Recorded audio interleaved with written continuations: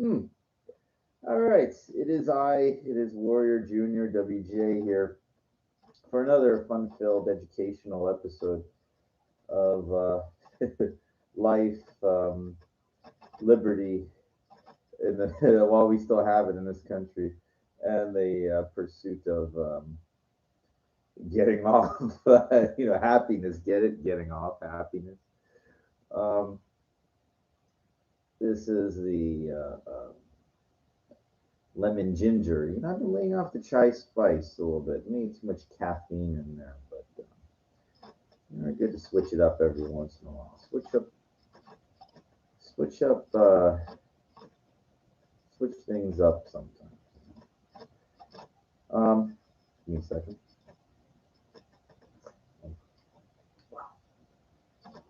Nothing like beats hot tea when you're kind of cold, outside or inside or whatever.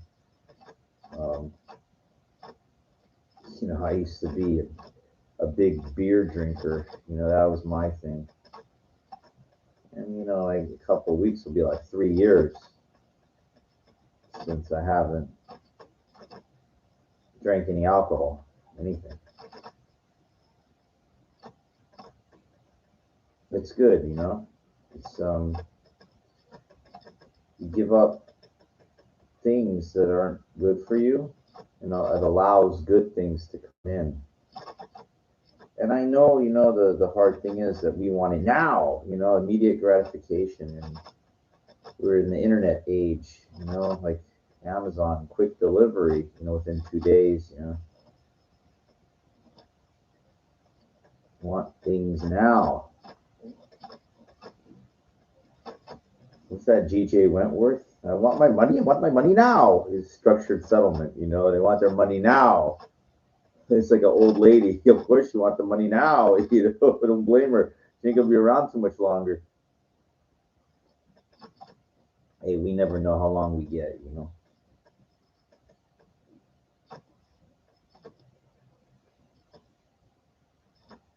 And that kind of leads me to the narrative, the topic of what I call this. It's like I think I called it pipe dreams versus delusional dreams. What's the difference? What's the difference? It depends. So I'll go through my life's examples, and I will tell you the difference between what I did, what I think about, and how both applies.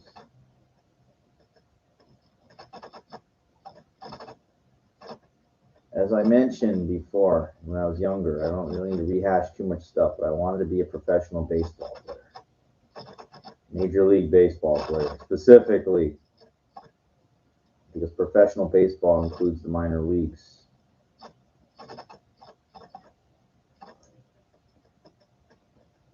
And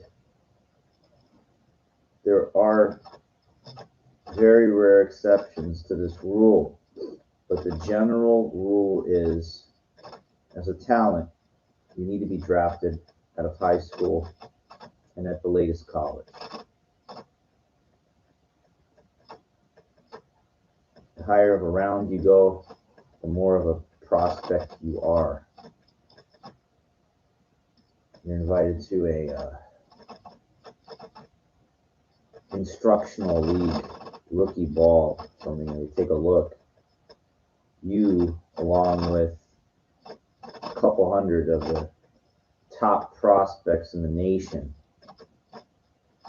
where they're separated by position, and they know, based on like the number one draft picks, these are your pitchers, your generally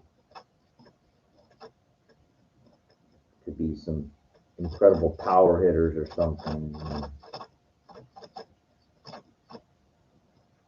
Because look, you have to look at it like this.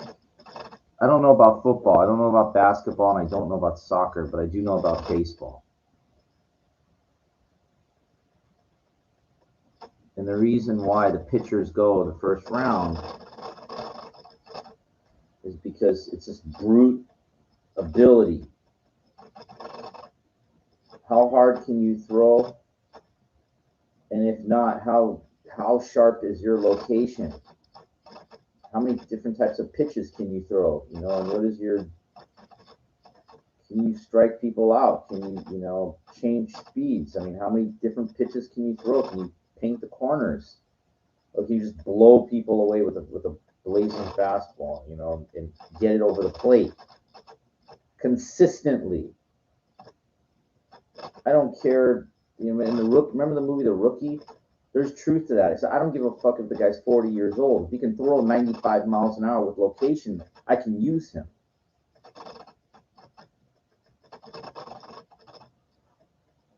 "95 miles an hour with location."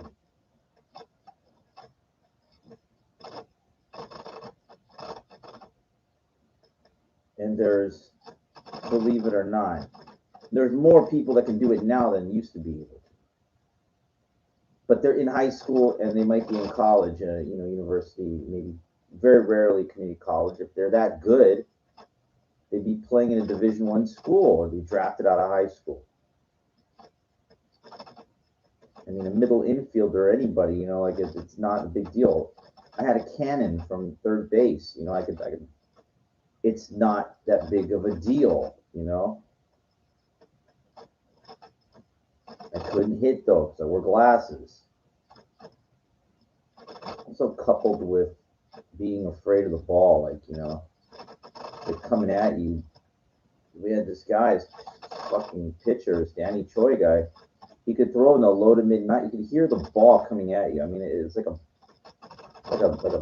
bumblebee, you know, like loud, because the seams of the ball, it's coming in that fast. It's got, you know, it's just. I remember just playing catch with this guy. I was scared. I mean, it's unbelievable.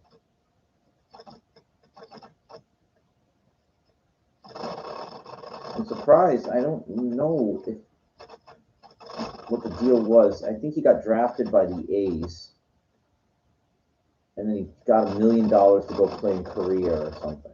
Back in the early 90s. It's a lot of money, but he got just faded out of the equation. He didn't make it. He played at CSU, Cal State Long Beach after, I'm not sure exactly. He put up like some good numbers I think after Long Beach when he got the $1 million. I don't know exactly. But again, even at that time, the nation is a big place. There's a lot of fucking kids out there that can play ball, and out of a lot of them, there's a good amount that can really fucking play. You know, it's just, you know, I mean, so this leads me, you know, when I talk about pipe dreams versus delusional dreams. It's just a business, man. Doesn't matter, you know, how bad you want it. Doesn't fucking matter. You don't got that talent. It's not going to happen. It's not going to happen because it's a business of professional baseball. It's like that movie Rudy. It's possible to play college. It's possible. Heart and desire, it's possible. But not when there's money on the line at the pro level. So the delusional fantasy, the difference between like a pipe dream and you know, I forgot even what I called it, but you get it. It's not going to happen. It's not going to happen. I don't care if you swing the bat 500 times a night. It's not going to fucking happen. Now, I'm gonna talk about this a little bit. I got a friend, you know, he's younger than me, and, you know, he harbors this pipe dream that he's going to get the master title in chess. Plays 2200. It's a very, very, very, very difficult thing to do. You know, if you want that, think, wow, you can get there if I can practice enough. And this guy, he just doesn't understand. He doesn't get it. The amount of serious dedication it takes to it. Like, he's got family obligations. It's something that it like has to be your whole life, and then some on top of it. Well, there's 12-year-olds that do it. It's their whole fucking life, and there's not many of them that have done it. Is it possible? Yes, but it's the difference between a delusional fantasy, and a pipe dream. It's pretend. The train is. We're leaving the train station. Now, my highlight was tying for first in the national championship in the under 1500 section in the 10-minute national championship in chess, the United States Chess Federation in Las Vegas. I tied for first, and it's like a intermediate national champ. 1600 is class B, so 14 to 16 is class C, so C, intermediate. And I've talked about what I went through to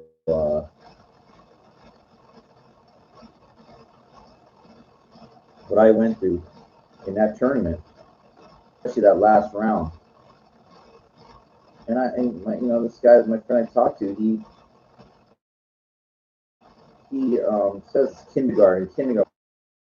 He doesn't get it. It's like I'm kind of like Yoda, with the knowledge. I'm not saying I'm a great Jedi or anything like that, but I have the knowledge of seeing people because he has one rated game as an expert, but he has an idea of what these grinds are. He has no idea. And I try to explain this to him, and he doesn't,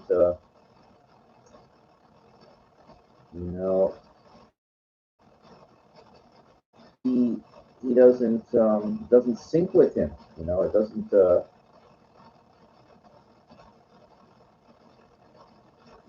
Now, my thumbnail's cute, because I. This will talk about another pipe dream that I have, or delusional fantasy, or whatever. Now, I've been lifting weights on and off for a very long time. A very long time. I have training logs that go back to my seriousness. Like it started to.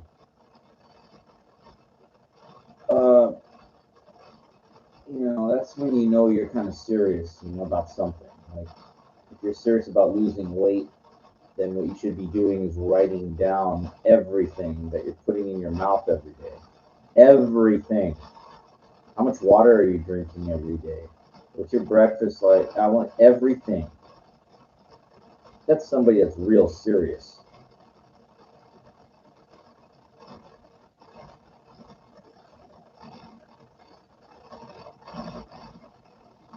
So, my like I'm about, what am I, 5'9", I think, and right now I'm like 180, and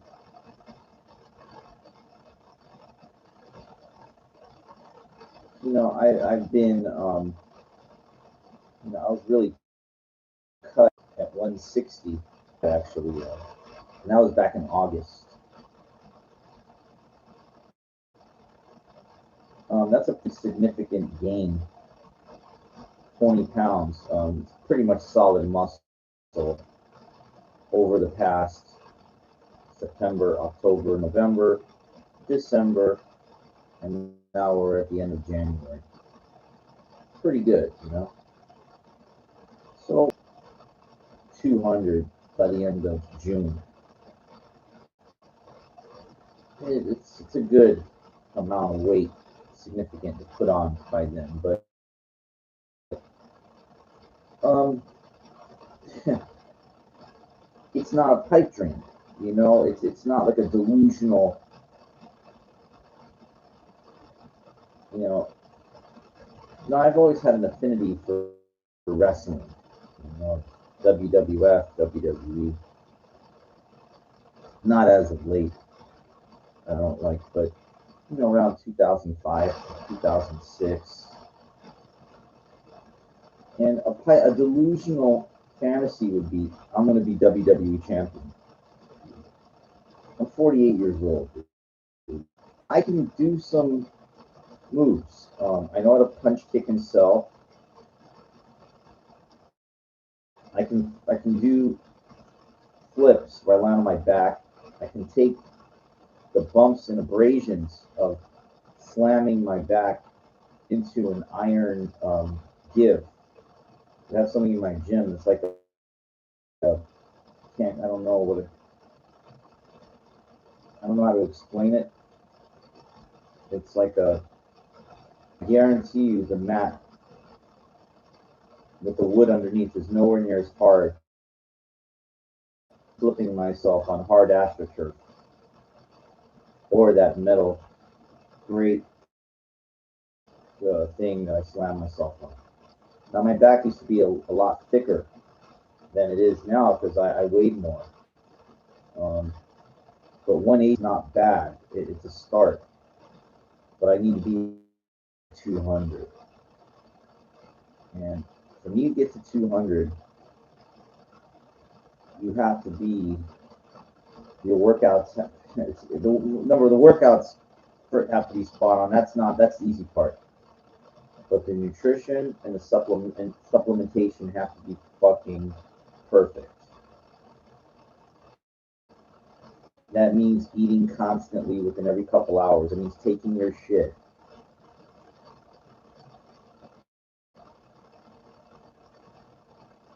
Not eating the mass quantities. That's not as important as the frequency. And when just what I spent today. I spent like $100 today. At the market between the pounds of meat that I buy, the types of stuff. 12-pack of lean labrada, ready to drink shakes, and then like at Trader Joe's, I love like these chicken enchiladas they have, and this chicken parmesan, nutrient dense foods. And I don't skimp. I don't give a fuck if it's $8, whatever. You know, they got these juices they make in 32 ounce, like this carrot. It's organic. This beet juice costs $4 for this thing. I mean, I like drink this stuff, and I take my pre-workout, the stuff the supplements that I have, the pills and stuff, and I spend on this shit, and I fucking, is me possibly wrestling in a small indie show. That's realistic. Very realistic. What's not realistic? Me getting into WWE or, getting a thing like that. So realistic versus pipe dream.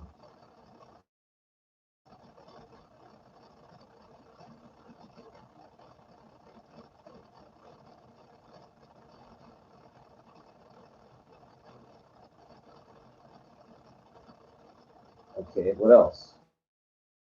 I'm working on my doctorate degree. I'm six classes away right now. What's realistic? What's a pipe dream? Realistic is me getting my degree, and maybe applying for some jobs at community college, university, maybe whatever. Pipe dream is me being able to like you're for sure going to work at a university, teaching with your doctorate, like 100,000 a year plus with no teaching experience. Pipe dream.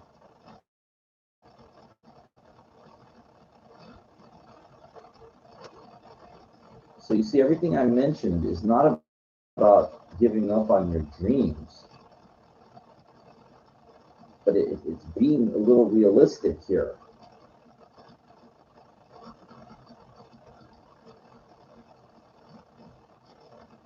You know, it's,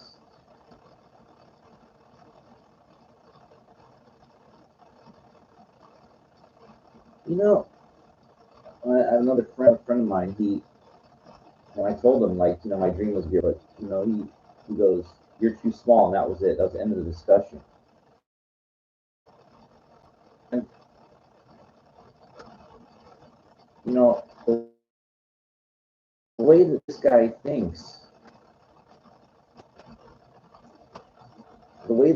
thinks, is you can't do. The way that I think was like, what about a pitch like in one of these in the WWE of a David versus Goliath thing? So you're too small. That means I can't. In my mind, what about pitching this David versus Goliath kind of angle where I'm small versus somebody big? It's I can. Now, do you see the difference between somebody that never will achieve anything and somebody who believes? And this guy never really achieved anything. I'm not saying I became anything. I'm not saying I became famous or did anything. But I have a like to tell of everything I tried in my life. And I know people say, "Well, you become nothing. You don't have nothing. You didn't make it." That's how society judges you based on what you have, your status. What do you? I know, I know. But you know what? This other guy that I don't even want to say his name. This other guy that I know, he never stuck his neck out there for nothing. Okay. And I know why. I know why. Because he's afraid. Like he's afraid of people pointing the finger. Guys that just likes to sit in the crowd. I'm like the one that likes to be on the stage or behind the scenes at this age. Like I want to be the ones that help put the show together. Listen, I was laughed at, booed at. Man, you don't know what I went through with dancing, man. You see that movie 8 Mile? I know that deals with rap, but basically, if you look at those underground battle dances, sorry, underground battle raps, I did the same thing in street dance. Same exact thing, what I went through. Exactly. And I stayed with it, on and off.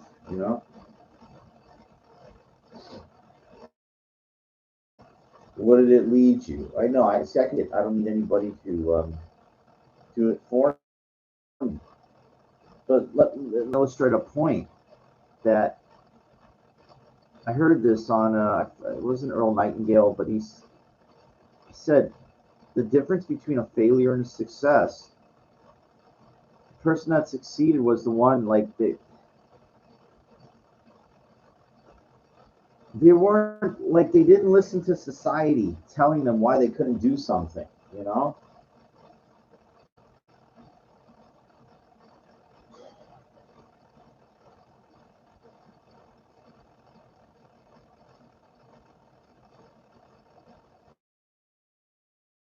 Uh, you know, uh,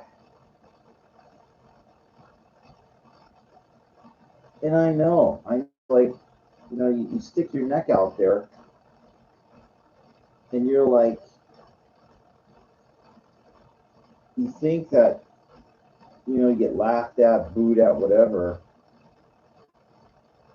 and you got nothing to show for it.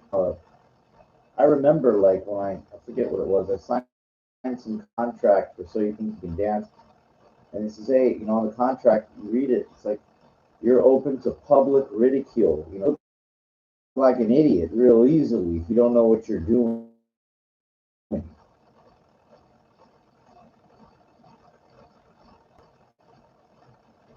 But I don't look like a fool out there. You're gonna look. I mean, I'm sorry. It's like, they don't want to be laughed at where people walking by go, look at that guy.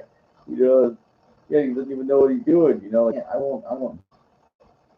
People like to belittle other people because for a couple of reasons. Number one, they can't do it themselves. But number two, they feel like by putting somebody down, it makes them better. It's a delusion. It's an illusion, actually, that if you put somebody down,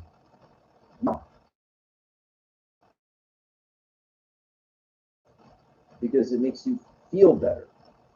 But I heard this before. It says it might make you think you feel better, but it doesn't mean that you're better. It doesn't.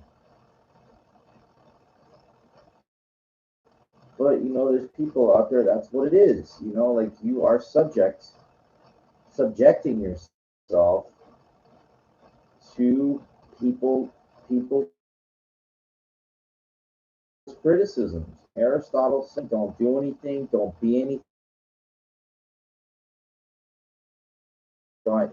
So basically, he said, don't try anything. Don't do anything if you don't want to be judged or criticized.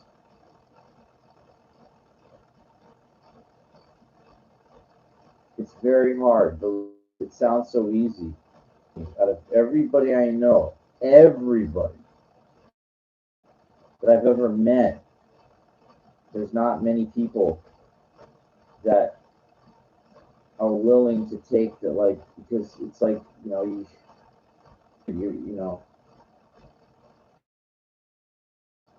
they can't, they're scared or whatever. Their egos are too fragile, it's just, it's very difficult, to stand up there and be laughed at and criticized. It's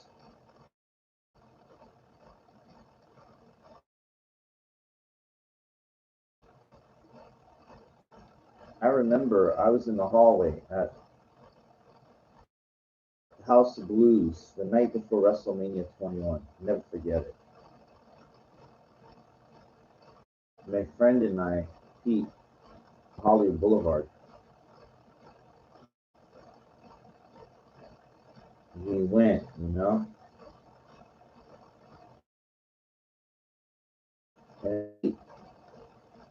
wrestlers were going to do, I think John Cena, whatever, he was going to show up on Sunset. He was going to do a rap thing. Jeez.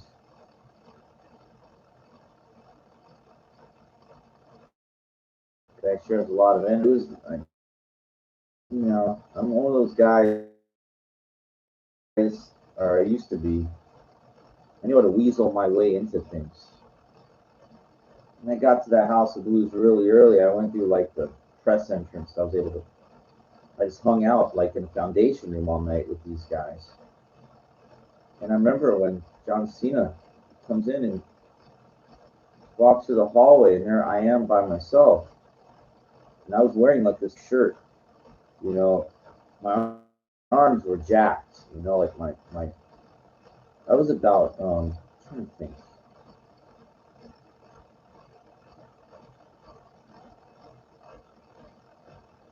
I didn't have any legs. I remember I was wearing like slacks. I cut my weight back then. It wasn't. It might have been a little lighter than I am now, but I was doing all upper body. I wasn't. I was like bar big. This form-fitting shirt that fit me real well. Like, and you could see, like, I remember this woman told me, like, in the she goes, "Man, your arms are like big pops," is what she said. And I was like, "Nah, come on." She's giving, but they were for my size, like they were big. And I remember some of the wrestlers, but still, so Cena, see this guy coming right at me, holds it back. He comes up to me and he puts his hand out. He goes, "How's it going, dude? How you been, dude?" He put his hand out there, and it was like this. It was huge. It was fucking huge. I saw the guy's forearms, like his arm, and I was like, God damn, that guy's fucking huge. Now, I think I was like, I have to look it up. 188. I got to,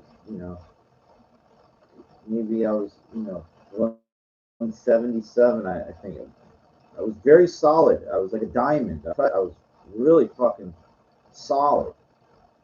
But when we're in Guy was huge compared to me. He was fucking huge, you know. And I was like, damn. And his friend goes, you know, he goes to me. He goes, you know, you know what tomorrow is. I mean, this guy's sitting there talking with me for a couple minutes, and that's the night before they're gonna give him the belt. You know, like, but he's one of those kind of people that he understands. Like he saw, like maybe like he could tell like how much time and energy I put in into lifting. You know, like that's why he gave me a little bit of time out of that respect. You know, he could tell.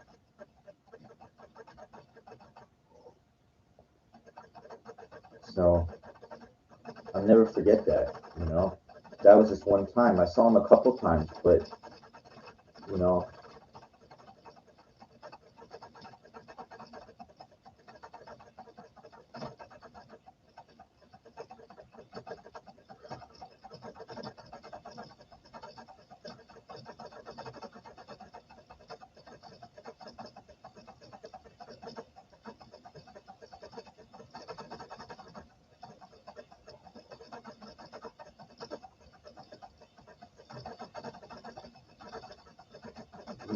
Buff Bagwell. He said, once you start pushing the dart, you're gonna push it for like 20 years. He said.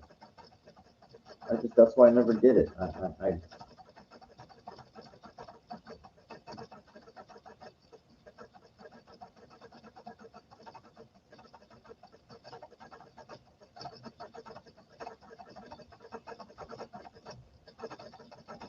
a lot of dreams, man. I don't say that with like it's all over and everything. Um, I say it that I'm happy that I realize what all this stuff is. You know, I didn't know when I was younger. I thought like I could get really, really good at some of these hobbies with some serious dedication, and I could be just as good as some of these people are, if not better.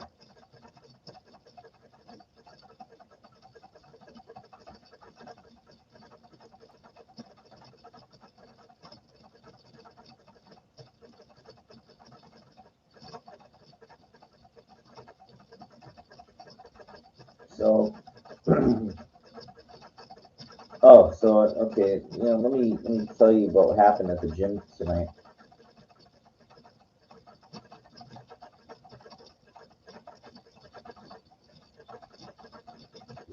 I did chest and I did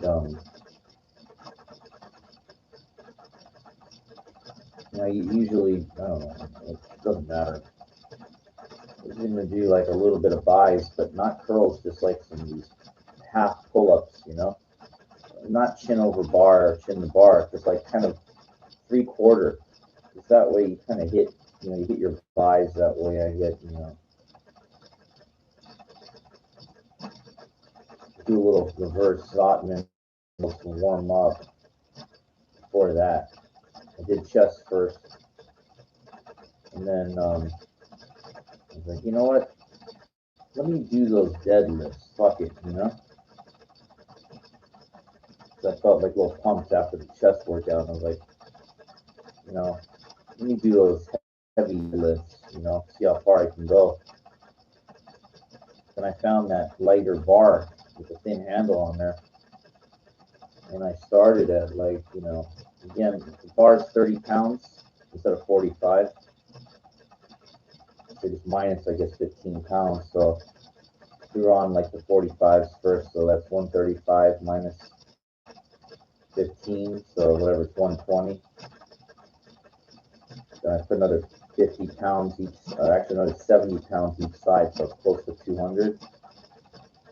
A couple reps, and I got then I take that off, put on another 45. There's another 10s I think on there, so I'm like about 240s now. And I think I did a rep with 245, so I was up to like 275. I said, you know what? So then I said, I'm gonna go.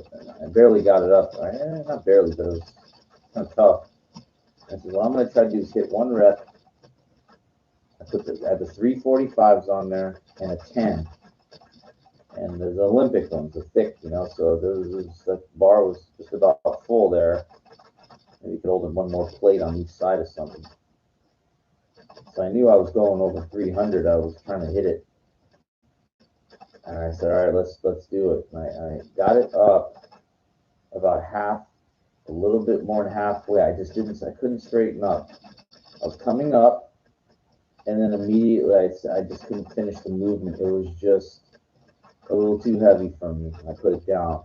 I got it up maybe 40% of the way. I mean, I was going, like I thought I was going to do it. I thought I was going to execute the move. So I went up, and I've seen some of these power lifters, just kind of like just rocket so they can get it up, like it's that close to their max, and then be able to finish the move. I just didn't want to chance it. Like I was coming up, and I just said no, and I just went back down, put it back down. I got it up again about 40% of the way, maybe more. I could have been. I just, it's a little too heavy for me. So when I hear these guys like in deadlift 500 plus, 600, 700, I'm like, God damn, that's unbelievable. They're so strong. They're so fucking strong. I'm not built for it. I'm not built for power. Like, I'm just not.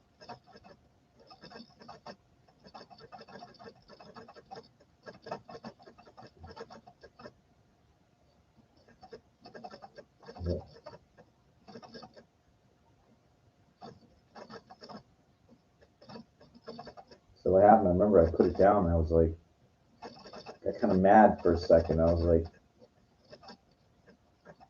go. It's the story of my life, failure.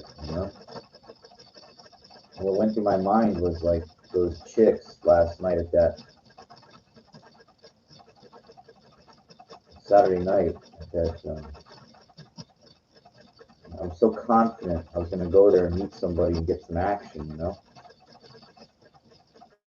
was like, said this like after I put down that bar, I was like, these damn things, failure. Like, can't do this. I can't fucking get women. I was really a little agitated for a second. I said, I go like, no matter how hard I try, I just can't get it. Like I said that, like I was just so agitated for a second, because it just reminded me like that, of that thing on Saturday night. Like I'm not getting this, and I can't do this. I'm not progressing. I listened to this guy on YouTube. It's called The Fearless Man. He makes some great points. I listen to these people,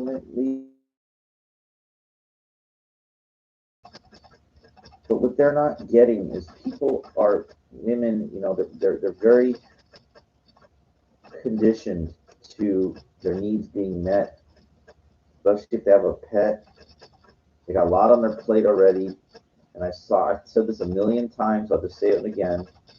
To allow something in their life, they have to be willing to give something up. And the friend circles that are not going to do it for the most part. I just couldn't understand that at that fucking night. Those two women, they just faced each other. They're so good talking with each other there. But why? Like, came there together to talk. I mean,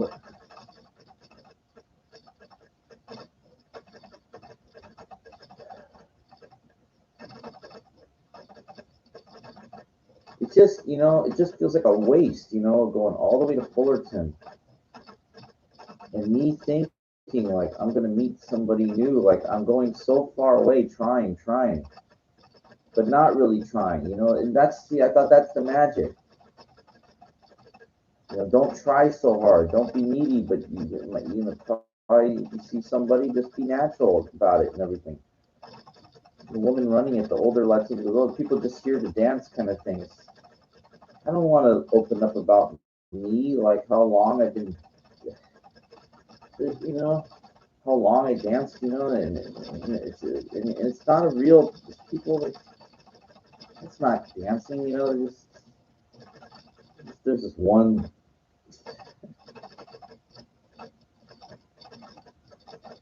serious little ballroom dancer. It's like ridiculous, you know. What are you doing? I mean, you know, it's not real. I'm sorry, you know. I mean, it's just you can't.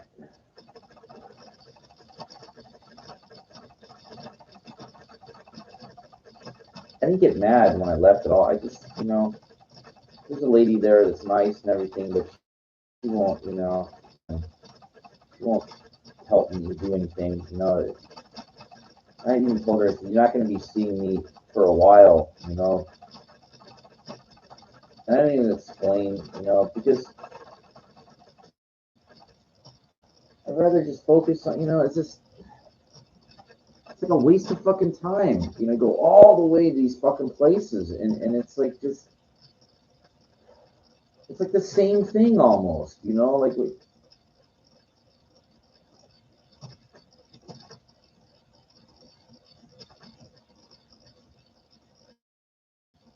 these assholes, you know. See, these people, these comment people,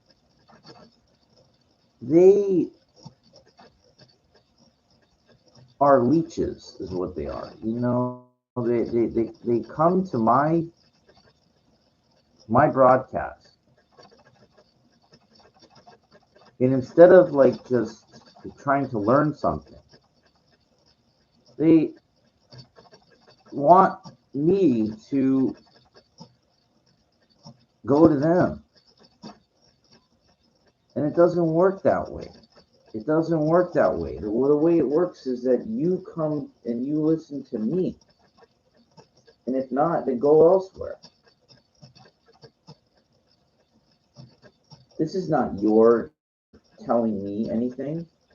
This is not how it works. It's not how it works.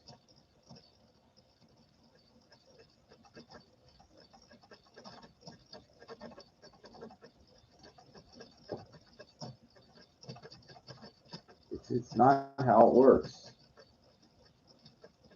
It's my way, or it's the highway, you know, for you.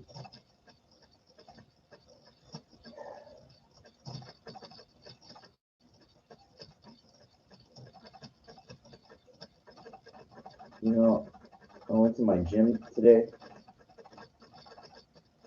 7 o'clock or 8 o'clock at night. Some women there, some hot chicks, you know, I saw a couple. And I just didn't want to gawk, you know, I didn't want to stare, I didn't want to do the generic thing that,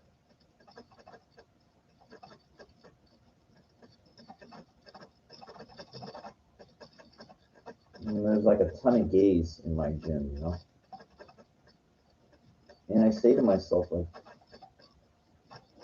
maybe I could go somewhere else. I'm trying to think that there might be this one place not to, you know, about the same distance, just another direction. I think I've been in there. It's really small. It's a historic gym too, you know. But I just don't know. I mean, I'm real serious, you know. Like when it comes to working out.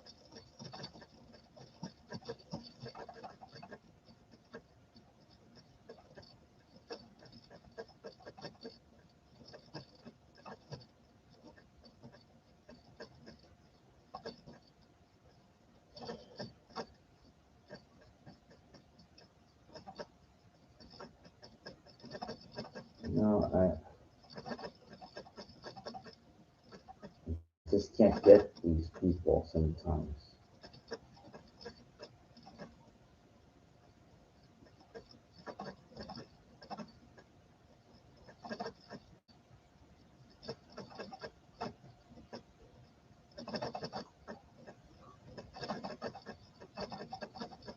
You know, you think Sunset is not Santa Monica Boulevard, you know, or Equinox is like really expensive. You know,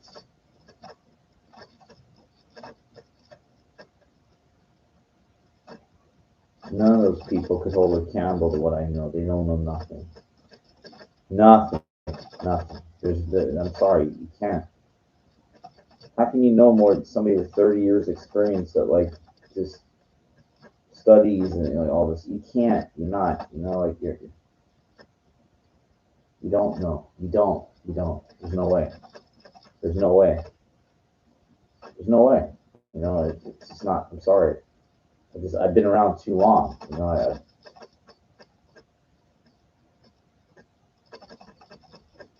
I just don't have good bedside manner. Well, I'm not like one of these people like there's that black guy, that Ty Bo, Billy Blanks or whatever. The people who like to follow him, or Barry's boot camp. It's the same thing. It's the same clown. They have good bedside manner, is what it is. I don't have that. Like, I don't. I'm not a glorified cheerleader. I don't have that. Like I could watch what you're doing. I could tell you what you're doing wrong. I could tell you how to correct it. But then I don't. What? I see these people, the trainers are talking about we're going on vacation. Like they're sitting on the phone. Like there's no way. There's no way your mind can be dead focused on what you're doing if when you're resting, if you're talking about something that doesn't matter.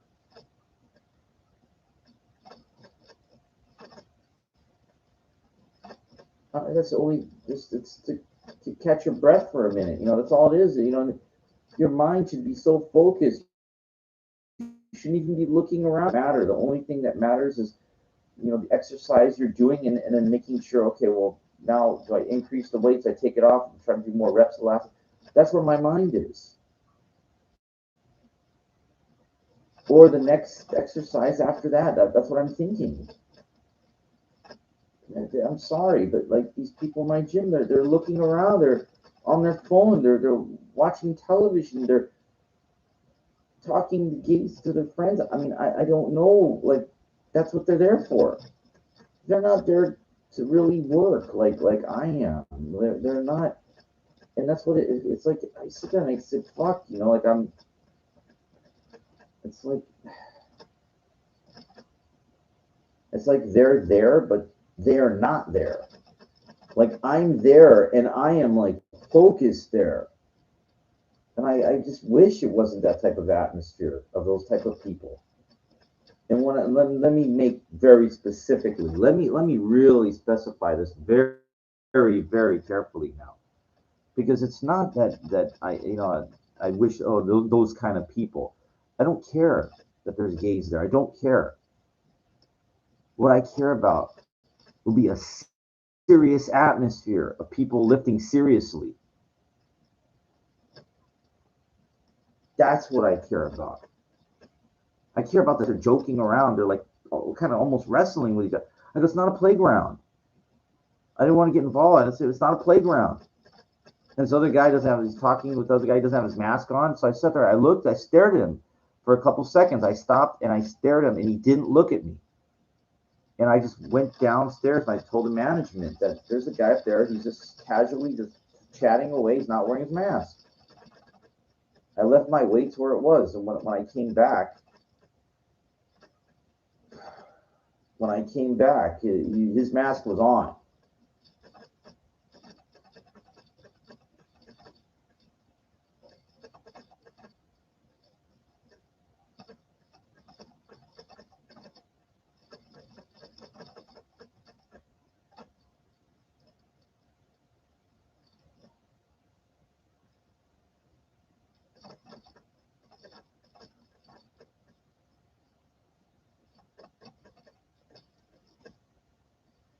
Well, I guess we didn't get kicked off. I thought I did, but his mask was on when I came back. But it's like I don't want this type of mentality to rub off on me. Like that, I'm very focused when I'm in this place. Like, it takes so much to like push your body. Like it's really, really, really hard. Because if you don't, like, if you do go in the gym and you're not, like you won't make any gains. You just won't get anything from it. Your body is, it's so hard to forge it. Now, if you're a real beginner, you will make gains, like if you focus and stuff like that. But when you get any type of advancement under your belt, any bit of time, it takes like real focus and seriousness to understand. Okay, well, I got to try to hit the muscles this way. I got to try this. I got to try something different. I got to try to do this because it's that hard. Body will not give you. It will not give you.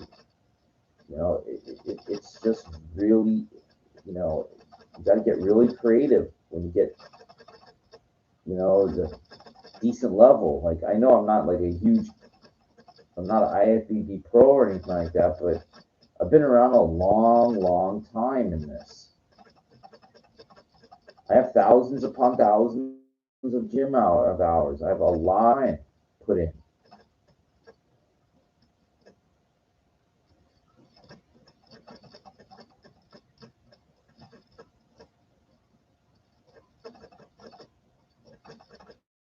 And it's just like,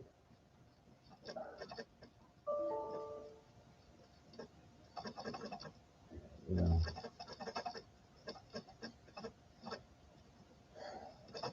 I don't know what more to say. All right. Well, anyway, that's if I have nothing more to say, then that's enough for now. Hope you got something out of this one. You can ask yourself, what are you pipe dreaming or just having delusional dreams, and try to make sense of it all. I mean, go for things in life, but you could really try to figure out if something is just ridiculous, or are you just don't want to waste your life. Anyway.